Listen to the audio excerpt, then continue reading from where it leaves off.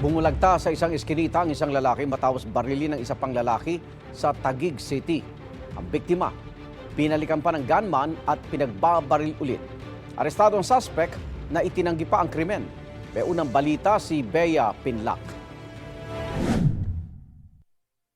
Tila normal lang na naglalakad ang lalaking ito sa Barangay Sembo, Taguig City. Nakasuot siya ng puting cap at face mask. Nang makarating sa madilim na bahagi ng isang eskenita, bumunot siya ng baril at pinagbabaril ang 37 anyos na lalaking nakatambay sa motor habang nagse-cellphone. Hindi na gaanong nahagip sa CCTV ang pamamaril pero kitang bumulagta ang biktima. Ang suspect naman sumabay sa pagtakbo ng ibang residenteng nagpulasan sa takot. Pero maya-maya, bumalik siya para pagbabarilin ulit ang biktima bago tuluyang tumakas.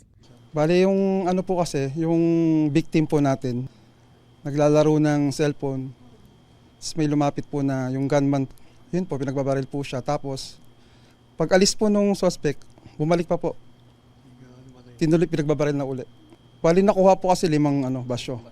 Opo, pero marami pong tama eh. Puro katawan po ang tama eh. Sa likuran. Sa likod, sa ano. Ang 41 anyos na suspect sa pamamaril, naaresto ng pulisya sa Barangay Pitugo kahapon. Nakumpiska rin umano sa kanyang 3 sachet ng shabu na may halagang mahigit 8,000 piso. Ayon sa pulisya, onsehan sa droga ang isa sa mga tinitingnang motibo. Itinanggi ng suspect ang krimen. Wala po ako dun sa pangyayaring yun. Hindi ko po alam kung bakit ako yung tinuturo nila at kung ano yung dahilan. Wala pong dahilan para gawin ko sa kanya yung ganong bagay. Wala naman po akong galit sa kanya. Isang linggo pa lang po kami magkakilala. Sa investigasyon ng pulisya, may isa pa umanong kasabwat ang suspect na patuloy pa nilang tinutugis. Reklamong murder at paglabag sa Comprehensive Dangerous Drugs Act ang kakaharapin ng suspect na nasa kustodiya na ng Taguig City Police. Ito ang unang balita.